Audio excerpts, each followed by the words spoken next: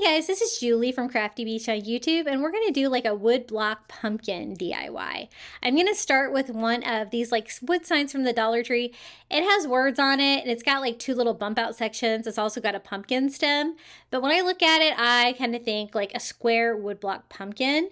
So the first thing I'm going to do is paint everything white, or this is ivory. Doesn't really matter. That's going to help cover up all of those words and make everything the same color. I also want to make sure I don't get too much in the slatted boards because I do like that look. So basically, I am painting everything. I do go over like the word parts like twice with the ivory paint just to make sure that they're masked and they're not going to be coming through my color. My color is not going to be a really dark color, so I don't want to make sure that none of that is coming through.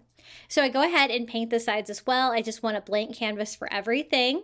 And then I wanted to do like a wood bump out here in the center.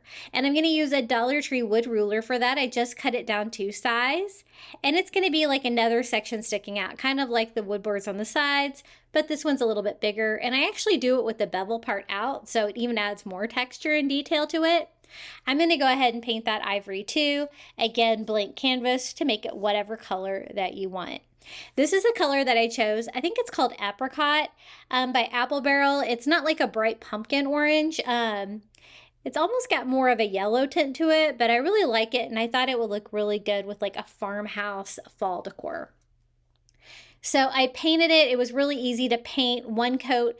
I kind of like a little bit of the ivory coming through to show with brush marks. It's going to kind of give it a distressed look without having to go back and distress it more. As you can see, a little bit of it comes through. And I think that looks pretty good. I don't want to go too heavy. I'm just going to touch up any areas where I see some white, and I like that. So let's go ahead and decorate it. I'm going to decorate it pretty minimally. It has the pumpkin stem on it already. I just used some Dollar Tree twine, attach it with hot glue, and simply wind that around the pumpkin stem until I get all the way to the top. It's going to provide, you know, another fun, interesting texture and just make it look a little bit better. I want to cover the top as well. So to do that, you can add a little hot glue and kind of spiral your twine as well. I don't want to add like any kind of decoration to it, but I do want to add a little bit of kind of a raffia look.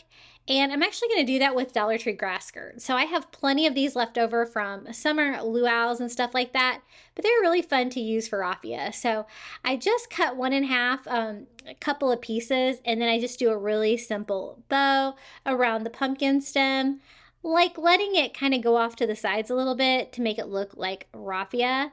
And then I thought a pumpkin leaf would be fun too. I just pulled this off of a Dollar Tree greenery. I kind of like the green color of it, and it's nice and small. So I'm going to go ahead and hot glue that to the stem as well. And that's it.